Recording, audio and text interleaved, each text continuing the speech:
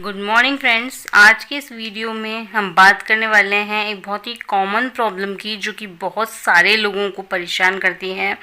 आपको नहीं तो आपके आसपास में ऐसा कोई ना कोई ज़रूर होगा जो इस प्रॉब्लम से ग्रसित होगा। जी हाँ, हम बात कर रहे हैं मस्सों के बारे में, या उन्हें आप वॉट्स कह सकते हैं, वेरुका कह सकते हैं।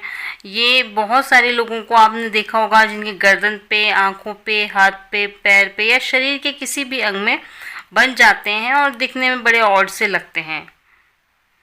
फ्रेंड्स, जैसा मैंने अभी कहा कि ये दिखने में बड़े ऑड लगते हैं। डर्मेटोलॉजिकली आप इन्हें देख सकते हैं, स्किन पे कुछ उभार बन के लटक गया, जैसे गर्दन पे कहीं कुछ स्किन का फॉर्म लटक रहा है, आँख के ऊपर से कुछ लटक आया स्किन का, माथे पे लटक आया, या कहीं पे भी बॉडी सरफेस पे स्किन का एक एलिवेटेड फॉर्म सा लटक आ जाता है, जो कि दिखने में अच्छा नहीं लगता है। सबसे पहले तो बहुत रेयरली ऐसा होता है कि इनमें कोई सिम्टम हो, ज़्यादातर इनमें सिम्टम नहीं होते। पेशेंट हमारे पास सिर्फ इसलिए आता है कि ये एक उभार स्किन का लटक आया जो देखने में अच्छा नहीं लग रहा है, ठीक है।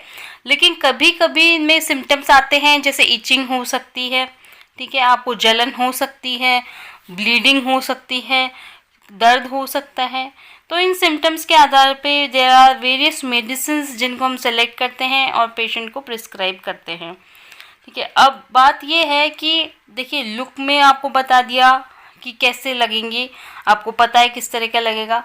ये होते क्यों हैं? अब होते ये इसलिए हैं, basically these are the infection of human papilloma virus.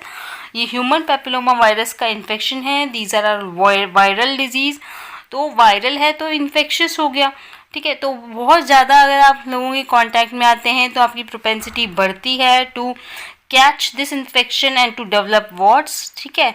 दूसरा ये है कि जैसे मान लीजिए आप गर्दन में आपके वॉट हो गया और आप कोई चेन पहनते हैं या माला पहनते हैं, तो वो चेन और माला उस इन्फेक्शन को गर्दन के दूसरे भागों में पहुंचा सकती है, या चेस्ट पे अगर वो माला आ रही है वहाँ पहुंचा सकती है, वहाँ पे भी वॉट कर सकती है।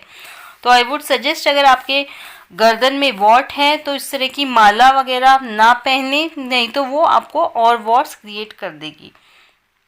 अब बात करते हैं कि किस तरीके से हमने इनको डिवाइड किया है। देखिए, लुक के आधार पे और इनकी लोकेशन के आधार पे वॉट्स को हमने डिवाइड किया है। जैसे कि आप चित्र में देख सकते हैं, कॉमन वॉट जो ज़्यादातर देखने में आते हैं, फिलीफॉर्म वॉट्स होते हैं, फ्लैट वॉट्स होते हैं बिल्कुल चपटे, प्लांटर वॉट्स होते हैं, ठीक है, पेरी अंगुल वॉट्स हैं, ये लोकेशन के आधार पे चल रहा है, मोज़ेक वॉट्स हैं, ओरल वॉट्स भी कई बार हो जाते हैं, जेनाइटल वॉट्स हैं, जेनाइटेलिया पे हो जाते हैं, ठीक है। तो ये इस तरह से इनका डिफ्रेंसिएशन है। ये भी बहुत बड़ा क्राइटेरिया बनता है मेडिसिन सिलेक्शन पे कि किस तरीके के वॉट हैं, कौन सी लोकेशन पे हुए हैं। उन सभी आधार को देखते हुए हम मेडिसिन सेलेक्ट करते हैं और प्रिस्क्राइब करते हैं। जी हाँ, बिल्कुल, होम्योपैथिक मेडिसिन से वॉट्स जड़ से चले जाते हैं, दोबारा नहीं बनते। Now let's discuss some of the homeopathic medicines which are really effective in the treatment of warts. Friends, सबसे पहले हम बात कर लेते हैं थूजा मेडिसिन के बारे में, जो कि बहुत अचूक मेडिसिन मानी जाती है वॉट्स और मस्सों के केस में। जी हाँ, आप सभी इस मेडिसिन के बारे में लगभग जानते होंगे। इसे मस्सों की रामबाण दवा के रूप में जाना जाता है। अगर आपको वॉट्स हैं, शरीर में कहीं पे भी वॉट्स हैं, basically thuja is not only for what, ये सभी ओवरग्रोथ्स में काम आती है बॉडी के। कहीं पे भी किसी भी तरह का ओवरग्रोथ हो तो थूजा कैन बी प्रिस्क्राइब्ड, और बहुत अच्छे रिजल्ट इस मेडिसिन के मिलते हैं। आपको थूजा 200 पोटेंसी में यूज़ करनी है, दिन में एक बार इसको यूज़ करना आप शुरू करें। अगर आपको बहुत लंबा टाइम हो जाता है तो डॉक्टर के परामर्श से आप इसकी पावर या पोटेंसी बढ़ा भी सकते हैं। और ये तो हुई खाने की बात। थूजा 200 को आपको दिन में एक डोज लेना है, ठीक है। अब थूजा को एक्सटर्नल के रूप में बाहर से भी आप वॉट के ऊपर लगा सकते हैं, जिससे कि आपके मस्से बिल्कुल झड़ जाते हैं। अब एक्सटर्नल के लिए आप इसको थूजा ऑइंटमेंट के यूज़ कर सकते हैं, इसको थूजा रोल ऑन के रूप में यूज़ कर सकते हैं, या थूजा का मदर टिंचर आप लगा सकते हैं। नेक्स्ट मैं बात करना चाहूँगी सल्फर 30 के बारे में। ये मेडिसिन जैसे आपको अभी मस्सा जस्ट हुआ है तब काम में लेनी चाहिए। अगर मस्सा होते ही उसमें बड़ी खुजली हो रही है, या खुजली होने के साथ आपको वॉट की समस्या आ जाए, तो आप सल्फर 30 लेना शुरू कर दें। सिर्फ अकेली ये मेडिसिन आपके मस्से सारे ख़त्म कर देगी। इसका रोज़ सुबह उठते ही भूखे पेट आपको सिर्फ दिन की एक खुराक लेनी है। फ्रेंड्स, नेक्स्ट हमारी मेडिसिन है कॉस्टिकम 30। कॉस्टिकम का जो एक्शन है वो फेस पे है, या अगर फिंगर पे वॉट है, फिंगर टिप पे कोई वॉट हो गया या नोज टिप पे वॉट हो गया, तो बिल्कुल एक ही मेडिसिन काम करेगी। कॉस्टिकम 30 आपको दिन में 3 बार लेनी है।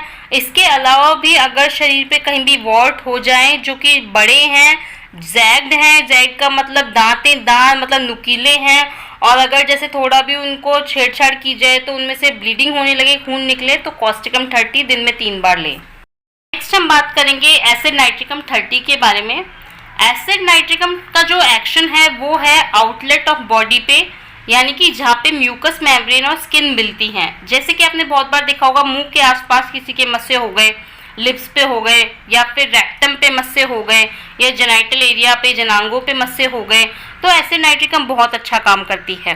साथ ही साथ एसिड नाइट्रिकम मैं उनको भी सजेस्ट करूंगी जैसे कि आपने बाहर शेविंग करा ली और बियर्ड एरिया पे मस्से हो गए, जो कि हल्के से हाथ लगाने पे या बहुत जल्दी खुद ही उनमें से खून निकलने लग जाता है, मस्से काफ़ी बड़े हो जाते हैं धीरे धीरे और नुकीले दांतेनुमा होते हैं, तो उन लोगों को एसिड नाइट्रिकम मेडिसिन लेनी चाहिए। 30 पावर में ले आएँ और दिन में 3 बार ये मेडिसिन लेनी है।